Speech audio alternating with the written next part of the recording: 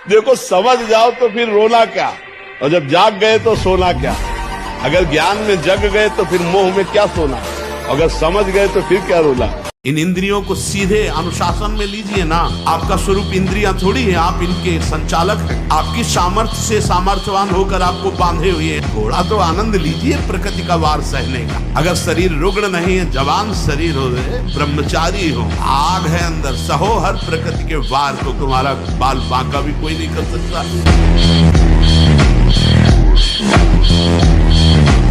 व्यायाम जरूर करो, अगर ना करते हो तो शुरू करो 5 मिनट से। 5 मिनट, हमारी बात मानो, 4 बजे उठ करके शौच स्नान करके यदि 20 मिनट व्यायाम करोगे रोज, तो आप देखोगे वरदान की तरह काम करेगा। जितना आवश्यक है भोजन, उतने आवश्यक है व्यायाम। ब्रह्मचर्य ऐसे थोड़ी रह जाता है कि ऐसे खाओ पियो ब्रह्मचारी रह जाओगे, नहीं। 45 मिनट व्यायाम करके पूरे वृंदावन की परिक्रमा करके अपने ठाकुर की सेवा, गुरु जी की 2 बजे प्रसाद पाते। व्यायाम करना चाहिए, नाम जप करना। देखो, अब देखो अपना जीवन देखना, 1 साल में आप बदल जाओगे। 1 साल में चेहरा बदल जाएगा, जीवन बदल जाएगा। नाम जप करो, आध्यात्मिक शक्ति बढ़ाओ, व्यायाम करो, शुद्ध भोजन करो, शारीरिक शक्ति बढ़ाओ, अभी आप बलवान बन जाओगे। बलवान कौन है? दूसरा गाली दे रहा, आप सह गए, उसे बलवान कहते। उसके थप्पड़ मार दिया, उसे बलवान नहीं कहते। बल आप में क्षमा है तो आप बलवान हैं। काम को आप जीत रहे हैं, आप बलवान हैं। ब्रह्मचारी को ब्रह्मचर्य पचाने के लिए भोजन कम पाना चाहिए। कम भोजन पाने से ऊर्जा शक्ति बढ़ती है, दैवी शक्ति बढ़ती है।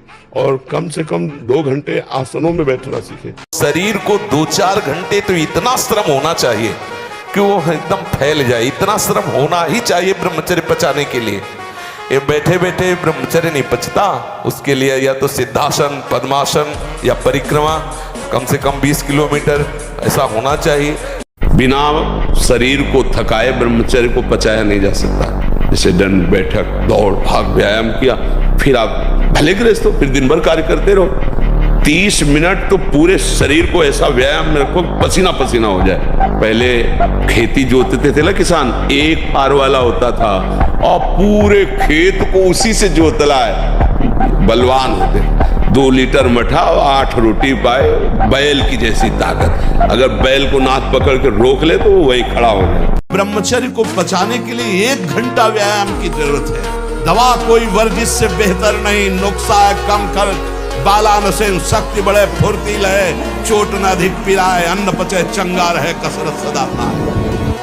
कम से कम 1500 दंड बैठक मारी, फिर 2, 4, 6 घंटे पद्मासन सिद्धासन में नस नाड़ी एकदम शुद्ध, तब वो ब्रह्मचर्य लगना चाहिए कि ब्रह्मचारी जा रहा है। अच्छा, ऐसा धोखा हमारे साथ किया, भोगोगे तुम।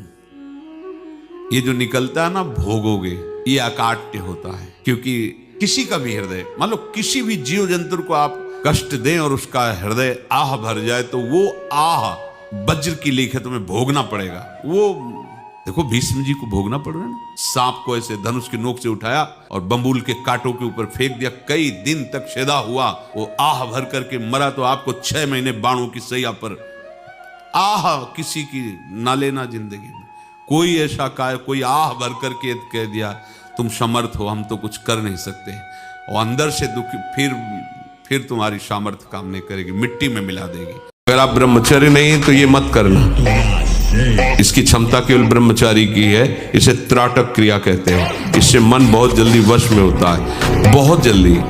ये बिल्कुल इसका तो देखा है। और ऐसा एकाग्र पुरुष जो संकल्प करेगा वही हो जाए। जब तक बल रहा गजेंद्र में भगवान को याद नहीं किया, और जब जाना कि एक ही झटके में ग्राह ले जाएगा तवारी, तो जब तक अहंकारी को चोट नहीं पहुंचती अहंकार में, तब तक वो भगवान और संतों को नहीं मानता।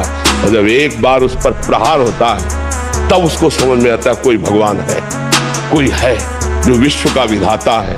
इसलिए आप लोग तो ये उनकी बातों में प्रभावित मत होना और उनकी चिंता भी मत करना, क्योंकि एक जगह ऐसी है जहां एक दिन सबको लौट के आना पड़ेगा। आज नहीं तो कल तुम्हारा दिमाग जब थकेगा और संकट में फंसेगा तब तुम्हें नजर आएगा कि कोई है अगर तो ईश्वर है, वो मुझे बचा सकता है। पक्की बात समझ लेना। यहाँ स्वतंत्र नहीं, कर लो पापाचरण, जहाँ परिणाम आएगा तब तुम्हें ईश्वर की याद आएगी, पक्का आएगी।